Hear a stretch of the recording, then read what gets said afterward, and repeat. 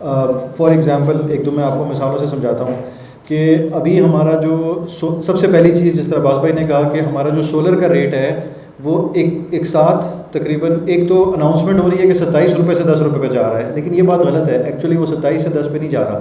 27 तो वो नंबर है जो एक्सेस यूनिट पे आपको मिलता है। आपके घर पे अगर सोलर लगता है तो आपके 80% यूनिट जो है आपको यूनिट टू यूनिट एडजस्टमेंट में फ़ायदा देते हैं, विच मीन्स कि अगर आपका रेट 45 रुपये है तो इवन अगर मैं टैक्स को छोड़ भी दूँ 1 मिनट के लिए, तो 45 रुपये जो है वो 10 रुपये में कन्वर्ट होने वाले हैं। तो ये कहाँ का इंसाफ है पहली चीज़ के, ये आप इतना बड़ा डिफरेंस लेके आ रहे हैं एक साथ, तकरीबन 80% एक रेट जो है ना वो एक रात में या एक दिन में जो है वो गिरा दिया। तो ये पहली चीज़ है जिसको हमने जहन में रखना है कि मिस इन्फॉर्मेशन हो रही है, मिस कम्युनिकेशन हो रही है, शोर मचाया जा रहा है कि 27 से 10 पे लेके आए हैं, बहुत बड़ा फ़र्क नहीं है, थोड़ा सा ही फ़र्क है, सिर्फ 10% लोगों को फ़र्क पड़ेगा, साहिब सरबत लोगों को फ़र्क पड़ेगा। इसका फ़र्क हर उस बंदे को पड़ेगा जिसने आगे सोलर लगाना है। बहुत सारे लोग ऐसे हैं जिन्होंने अभी सोलर नहीं लगाया, वो वेट कर रहे थे कि कीमतें कम हो जाएं। ये कीमतें जो कम हुई हैं वो पिछले साल ही कम हुई हैं, ऐसा तो नहीं है जिसने आज से 4 साल पहले लगाया था उसका 4 साल का या 5 साल का पे बैक था। तो अभी कीमतें कम हुई हैं, उस पर एकदम अचानक से आगे कह देना कि अब हम सोलर नहीं लगाएंगे क्योंकि, या सोलर के लगाने को डिस्करेज करेंगे, तो ये एक नाइंसाफ़ी है या एक गलत चीज़ है। इसी तरह अगर आप गवर्नमेंट को, मैं नहीं चाहता कि सोलर को मैं किसी RLNG के प्लांट से कंपेयर करूं या किसी फर्नेस ऑयल के प्लांट से कंपेयर करूं। हम इसको कायदे-ए-आज़म सोलर पार्क से कंपेयर कर लेते हैं। कायदे-ए-आज़म सोलर पार्क जिसमें से 100 मेगावाट तो गवर्नमेंट ऑफ पंजाब का अपना प्रोजेक्ट है, यानी गवर्नमेंट ऑफ पाकिस्तान का अपना प्रोजेक्ट है एक तरह से, उस पर हम तकरीबन 37 रुपये पर किलोवाट आवर दे रहे हैं और वो 25 साल का टर्म है, यानी 25 साल की एग्रीमेंट साइन की हुई है, उस पर 37 रुपये पर किलोवाट दे रहे हैं। और हमारा जो कस्टमर है जो सोलर लगा रहा है उसको कह रहे हैं कि 5 साल का टर्म देंगे और सिर्फ 10 रुपये देंगे। तो ये तो जायज़ बात नहीं है ना। यानी मसले मसाइल हैं जो भी हैं, हम बैठ के आपके साथ सॉल्व करने को तैयार हैं। एक तो आपने इंडस्ट्री से कुछ नहीं पूछा, बस इंडस्ट्री को, हमें भी मीडिया से ही पता चलता था कि कोई चीज़ हो रही है, कोई खबर लीक हो जाती थी कि एक काम हो रहा है, किसी नेट मीटरिंग की पॉलिसी को रिवाइज़ कर रहे हैं, ट्विटर पे लंगड़ियाल साहब का कोई ट्वीट आ जाता था, या एक्स पे जो है वो ट्वीट आ जाता था, या हमें कोई किसी ने, हमने लेटर लिखे कि हमें बताओ क्या कर रहे हो, हम आपके साथ काम करना चाहते हैं। हमने कॉन्फ्रेंसेस कंडक्ट की कि हम मिल के इस पर बैठ के कुछ करते हैं। ज़ाहिर है देखिए ये चीज़ दुनिया में होती है, पॉलिसीज़ चेंज होती हैं। मैं ये नहीं कह रहा कि जो पॉलिसी एक दफ़ा आ गई उस पर हमने सख्ती से उस पर कुरान की तरह उस पर अमल करना शुरू कर देना है। पॉलिसीज़ वक्त के साथ चेंज होती हैं, बिल्कुल हम विलिंग हैं और हम बैठ के कोई ऐसी चीज़ निकालेंगे जिससे मुल्क का फ़ायदा हो। लेकिन एक तरफा तौर पे इस फैसले को कर लेना और फिर इस तरह से इम्पोज करना कि जैसे हम फेयरनेस लेके आ रहे हैं। एक और एग्जांपल देता हूँ कि इलेक्ट्रिक ने अभी 3-4 महीने पहले की बात है कि इलेक्ट्रिक ने अखबारों में बड़ा शोर मचाया हुआ था कि हमने record breaking lowest ever tariff लेके आए हैं और नेपरा हमें शाबाश दे।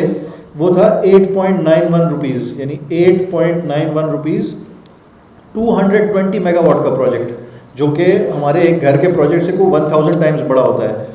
1000 टाइम्स बड़े प्रोजेक्ट को 25 साल के कॉन्ट्रैक्ट पे 9 रुपये का रेट दे रहे हैं और हमारा जो कंज्यूमर सिस्टम लगाता है उसको कहते हैं तुम्हें 10 रुपये का रेट देंगे। ये कहाँ की ना, ये कहाँ का इंसाफ है, ये कौन सी इंसाफ है, ये कौन सी इक्विटेबिलिटी है। इसी तरह अगर हम देखते हैं कि अच्छा अब मसला क्या है, तो फिर इधर फेयरनेस का भी मसला नहीं है। अच्छा इक्विटी की अगर हम बात करते हैं तो वो कहते हैं कि जी साहिब सरबत, एक तो ये सरबत साहब जो है ना उनको हम ढूंढ रहे हैं, ये कौन है सरबत साहब, तो ये साहिब सरबत साहिबों ने जो है वो सोलर लगा लिया है, तो अब बाकी सारों का जो है ना वो उनके साथ हम उनके ऊपर लोड आ रहा है। तो असल में बात यह है कि जो अगर एफ्लुएंट एरियाज़ हैं, लेट से इसको थोड़ी देर ले भी लेते हैं कि भाई DHA लाहौर में लग गए हैं बहुत ज़्यादा सोलर, तो जो लाहौर के दूसरे एरियाज़ हैं उनका क्या कसूर था? गुजरावाला में जो साहब सरबत नहीं बैठे हुए उनका क्या कसूर था? आपने तो नेट मीटरिंग उनके लिए भी बंद कर दी है। रहीम यार खान, पेशावर, नवाब शाह, जो मर्जी आप नाम ले लें, ये सारे शहर हैं, इन पे अभी नेट मीटरिंग नहीं हुई और इधर बहुत अपॉर्चुनिटी है। अच्छा और मज़े की बात ये सारे वो एरियाज़ हैं जहाँ पे अभी भी 6-6, 8-8 घंटे लोड शेडिंग होती है। यानी ये कहना कि हमारे पास डिमांड ज़्यादा हो गई है और हमारे पास सप्लाई हमारे पास डिमांड कम है और हमारे पास सप्लाई बहुत ज़्यादा है, ये बिल्कुल सही बात नहीं है। ठीक है, हो सकता है कि DHA लाहौर के किसी एक सर्कल में या फेज़ 6 के किसी एक एरिया में ज़्यादा सोलर लग गया होगा तो वहाँ आप रोकते हैं। और मज़े की बात यह है जो हमारी करंट रेगुलेशंस हैं वो इस चीज़ को प्रोवाइड करती हैं कि अगर एक एरिया में 80% ज़्यादा सोलर लग जाए तो वहाँ फिर और एप्लीकेशंस नहीं ली जाएंगी। ठीक है, उन रेगुलेशंस को लेके उनके ऊपर डिस्कशन की जा सकती है, लेकिन एक ही क्या कहते हैं with the stroke of a pen आपने जो है पूरे पाकिस्तान की नेट मीटरिंग को 10 रुपये पे ले गए, ये बिल्कुल इंसाफ की बात नहीं है।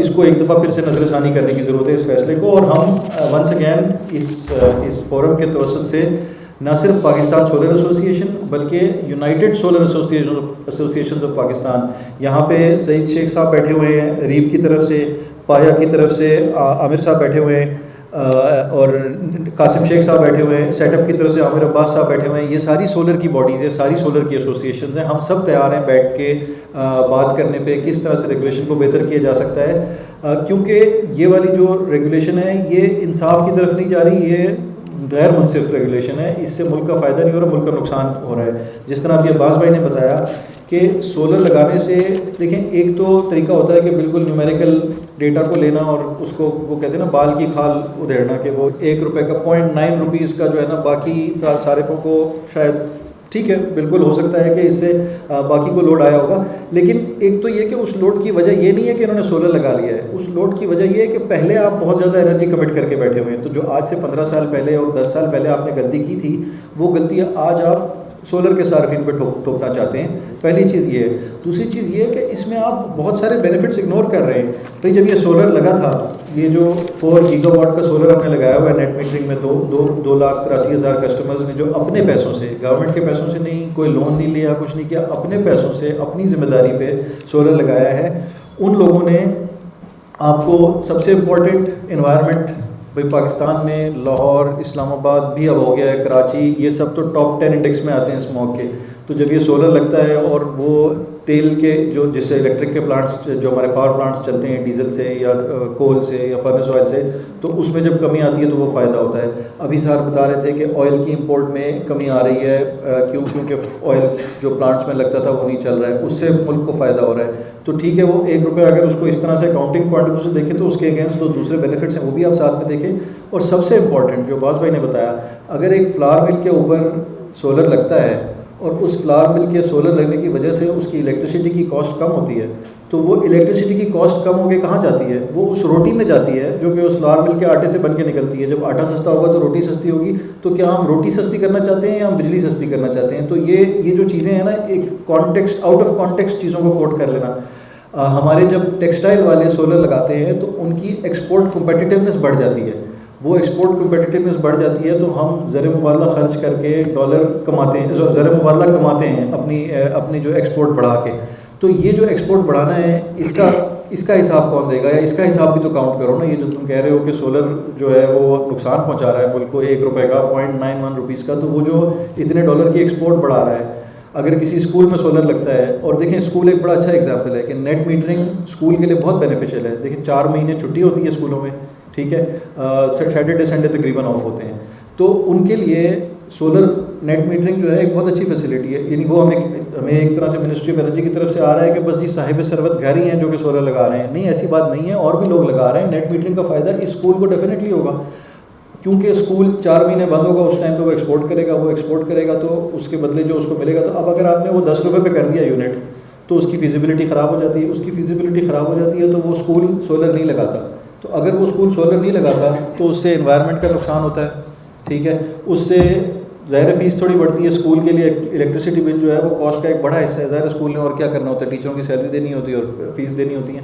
तो ये चीज़ें एक टोटल पिक्चर देख के अगर बात करेंगे तो उससे एक बेहतर फ़ैसला होगा। हमारा असल में कुछ होता ही है कि प्रेशर होता है, शायद IMF का प्रेशर होगा, शायद कोई फाइनेंशियल डेफिसिट का प्रेशर होगा, तो बस एक जल्दी होती है कि फ़ौरन फ़ैसला कर दिया जाए। वो फ़ैसला भी रमज़ान के बीच में उतार दिया।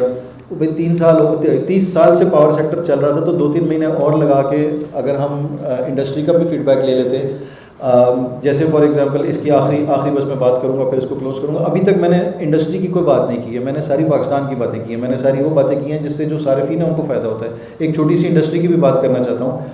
अब आपने कल सुबह डिसाइड किया कि हम ये पॉलिसी चेंज कर रहे हैं और अब नेट मीटरिंग कम हुआ करेगी, हर कोई बैटरी लगाए।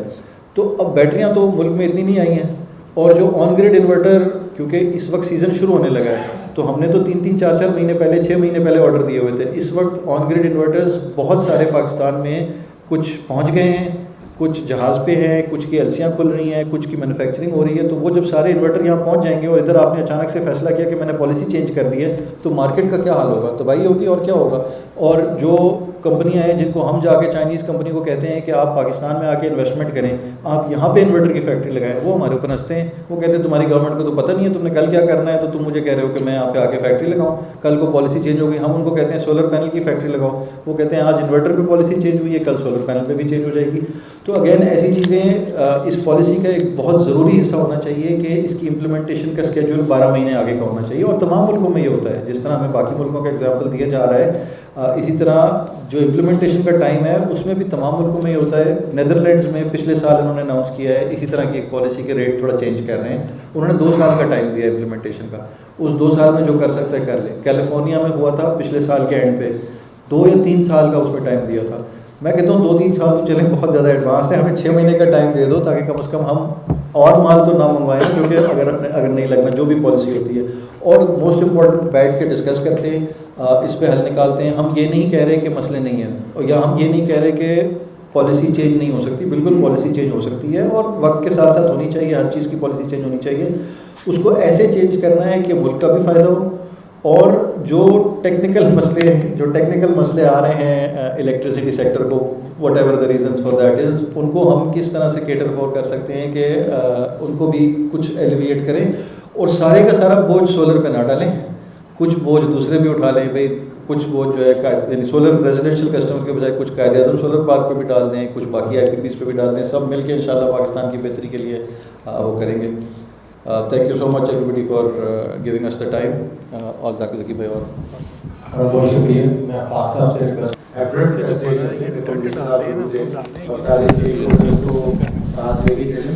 इंडस्ट्री का फीडबैक बहुत ज़रूरी होता है।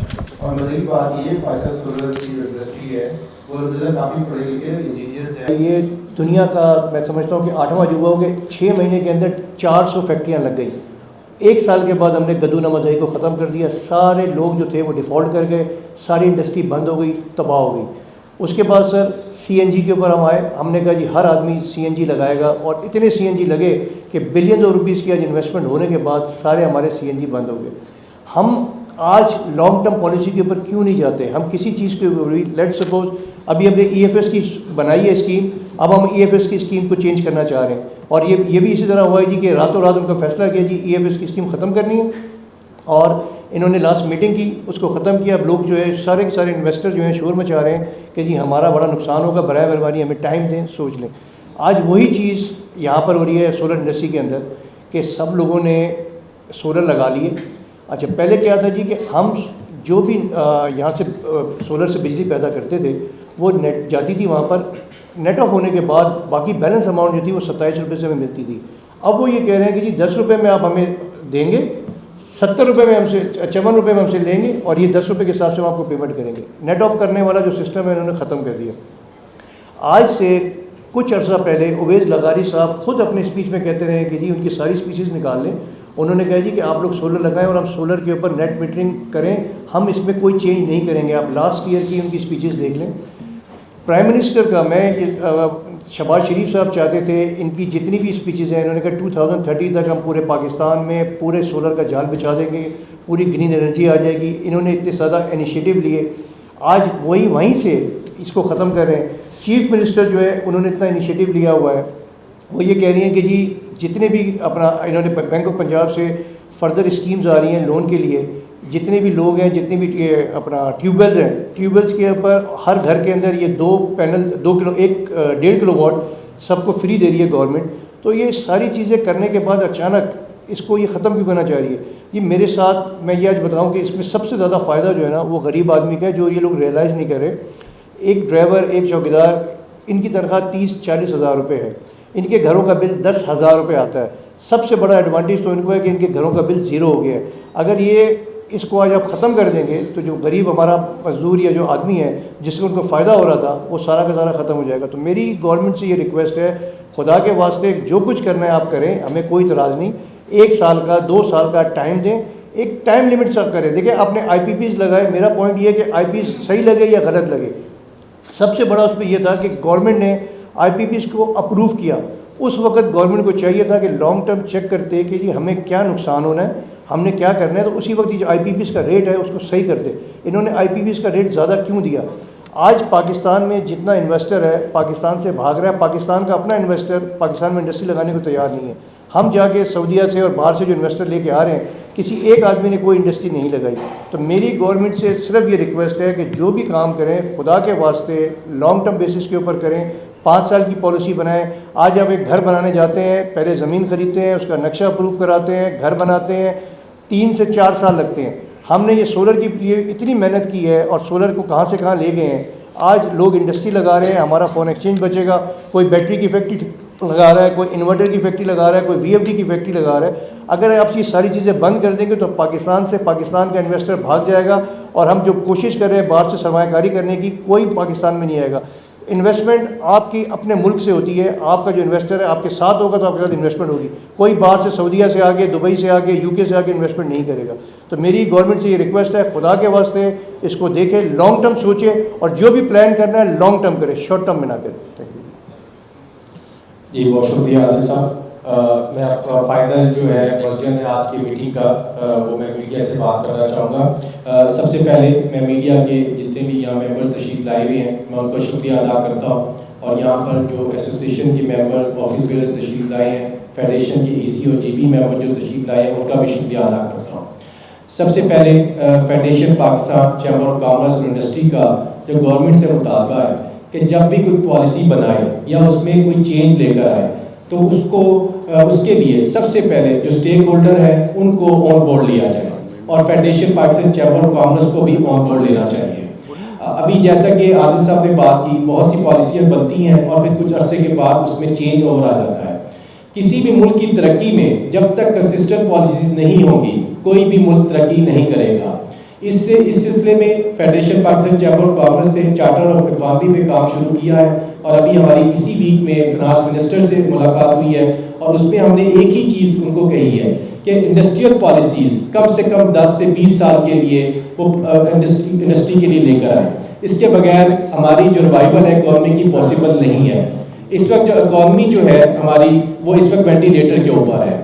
इस वक्त गवर्नमेंट को हमें खुदा के वास्ते गवर्नमेंट से हमारी रिक्वेस्ट है कि जो सोलर की जो अभी रेट उन्होंने रिवाइज किया है 27 रुपये से 10 रुपये किया है, हमारी इल्तजा है कि इसके ऊपर नज़रसानी की जाए और इसको वापस 27 रुपये किया जाए।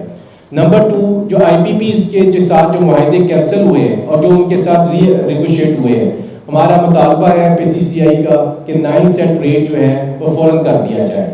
इसी तरह हमारा जो मुतालबा है इसके हवाले से बैंक इंटरेस्ट के हवाले से उसको भी सिंगल डिजिट किया जाए।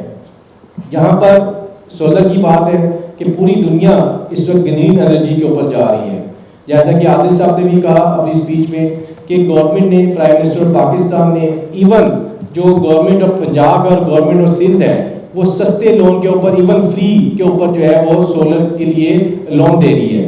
तो ये क्या ये खुला तजाद नहीं है कि ये कैसी बात है कि एक तरफ गवर्नमेंट जो है जो 1.5 साल पहले तक ये कह रही थी कि आप सोलर लगाएं, और मैं आज आपको बताऊं कि जो एक्सपोर्ट इंडस्ट्री आज की तारीख में चल भी रही है वो सोलर लगाने की वजह से बची है। उन्होंने अपनी जो एनर्जी की प्राइस को है कंपनसेट किया है सोलर के साथ। अगर वो सारी ग्रिड के ऊपर रहते हैं, जो 54 रुपये रेट था या 45 रुपये रेट था, तो आज सारी एक्सपोर्ट इंडस्ट्री बंद हो चुकी होती। तो मेरी गवर्नमेंट से फिर रिक्वेस्ट है कि इसको देखा जाए। इसके अलावा जो लाइन लॉसेज हैं, जो बिजली की चोरी है, उसके ऊपर फोकस किया जाए। बानिस्बत के जो इस वक्त गरीब आदमी के लिए एक सहारा है सोलर का, उसको भी छीना जा रहा है। तो हमारा गवर्नमेंट से रिक्वेस्ट है, SIFC से रिक्वेस्ट है कि इसको देखा जाए। इसको जी, इसमें जो एक ख़ास बात यह है कि जो पहले पॉलिसी थी उसमें यूनिट टू यूनिट जो है उसकी एडजस्टमेंट हो रही थी, और उसके बाद जो यूनिट बचता था उसको 27 रुपये दिया जा रहा था। लेकिन इस पॉलिसी में जो अभी चेंज आ रहा है उसमें यूनिट टू यूनिट कॉस्ट को ख़त्म किया जा रहा है और 10 रुपये में ख़रीदेंगे और 60 रुपये में बेचेंगे। तो ये भी कॉस्ट ऑफ जो डूइंग बिजनेस है वो बढ़ जाएगी। आप आदमी जो 24 करोड़ आवाम है उसके ऊपर भी बोझ पड़ेगा। तो मेरी रिक्वेस्ट है मीडिया के तवज्जुह से कि 27 रुपये का जो यूनिट है उसको वापस किया जाए। इससे जो बिलियंस और बिलियन इंडस्ट्री जो है जो सोलर की है वो उसमें जो है प्रॉब्लम आएंगी। इसी तरह अभी जो मिनिस्टर ऑफ इंडस्ट्री हैं पंजाब के शाफी साहब, वो कह रहे थे कि यहाँ पर सोलर पैनल की इंडस्ट्री लगेगी पंजाब में। वो कैसे मुमकिन है कि एक तरफ आप कहते हैं कि आप इन्वेस्टर को राग़िब कर रहे हैं कि पाकिस्तान में आके इन्वेस्टमेंट करें, दूसरी तरफ आप अपनी पॉलिसीज़ में चेंज लेकर आ रहे हैं। तो मैं खुदारा इस तरह से मुल्क नहीं चलेगा। मुल्क की इकॉनमी ऑलरेडी वेंटिलेटर के ऊपर है। जब भी पॉलिसीज़ बनाई जाए, जब भी उसमें कोई चेंज ओवर किया जाए तो स्टेक होल्डर को ऑन बोर्ड ज़रूर लें। मैं बहुत शुक्रिया तमाम मीडिया के लोगों का, और अब इसके बाद हमारे साथ आप अफ्तारी कीजिएगा। बहुत शुक्रिया।